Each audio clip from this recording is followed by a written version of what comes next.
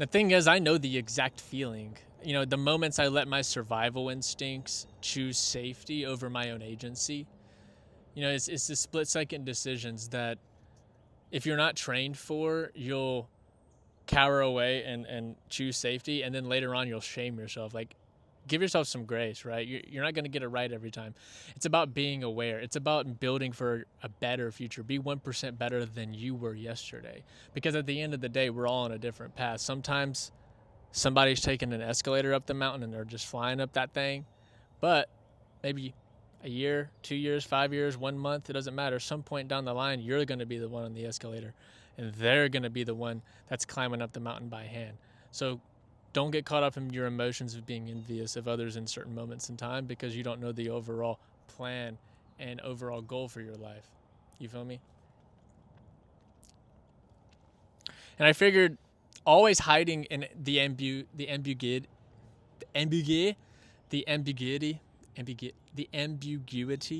of the crowd, of the herd, of the, well, you know, I can just hide behind, you know, I just didn't know, and it would be fine.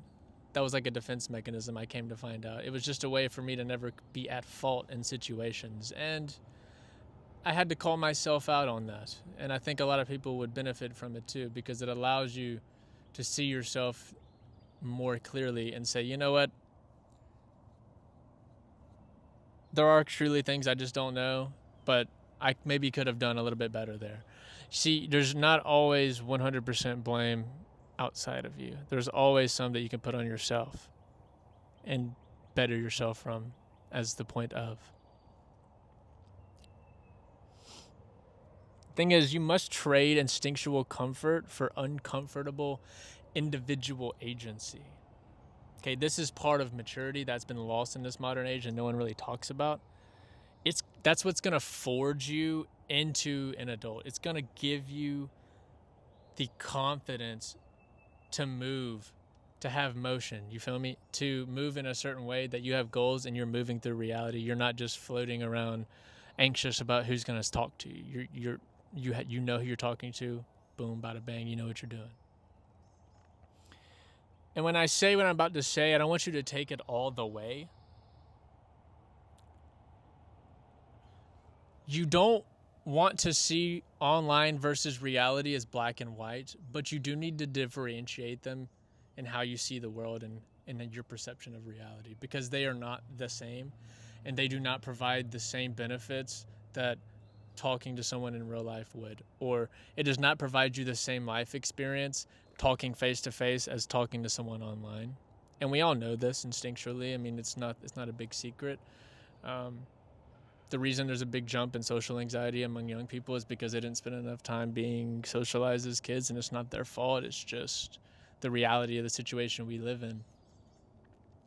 And that is an issue, but it's something you can change.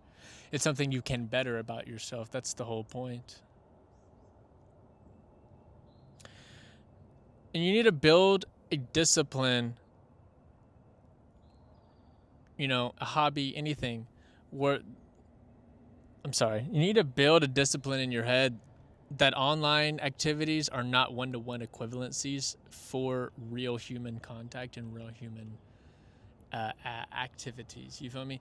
There's no way. Your subconscious may give you some feelings, some good rush of feelings of social contact speaking online, but you always are left feeling a little empty afterwards. It does give you dopamine spikes. However, it's nothing like the original. It's nothing like talking to someone face to face, feeling that human connection.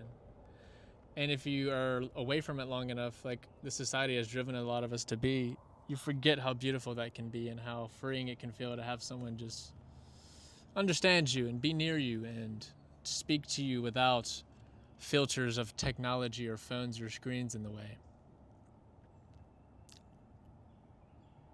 And the real danger lies in between the lines, because it's online things are close enough to convince your subconscious that it's real, but it's not real enough to give you the full experience. And that's where the issue lies. That's where you can become reliant on something that's not giving you the skills that you're wanting to gain.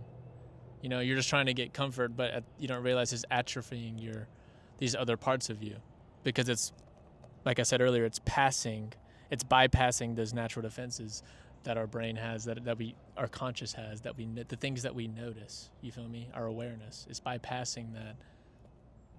And one final point I'm going to bring up is that when you're looking for others for advice, or you're looking at how other people behave, trying to find direction, and if you want to be different, you must act and hold yourself to a standard. You must not mimic everything, just take the good, while you improve on what you may deem as not great.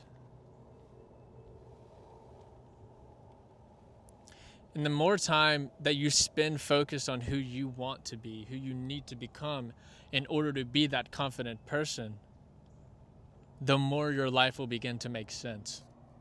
And that one may be a little out there and it may be hard to understand, but there are not words I can use to describe it. It just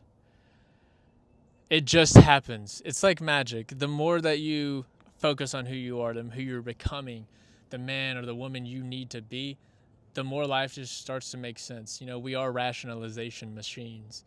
So once you're on a path that you feel confident on, you start to build that confidence up, and then you start to realize what applies to you, what is for you in life, and what is not.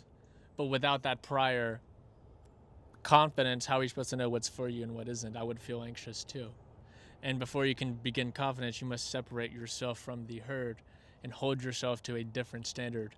Separate yourself from the horde and the mob and all the ideas that are just flying around randomly. You must be able to filter them and live separately. And that brings up the last thing so when you're looking at others, don't sort by how you feel about them, sort by the quality of their character, sort by qualities that you deem worth sorting by. You understand? This will allow you to find the people that are meant for you. These will help you find real friends. This will help you find partners that will actually give you a good chance of success in a relationship, because you have pre-filtered out a lot of the quote-unquote trash, or the quote-unquote things that you don't prefer and don't want in a relationship, to put it gently. But I'm going to cut this one out. Love you guys. Have a good day.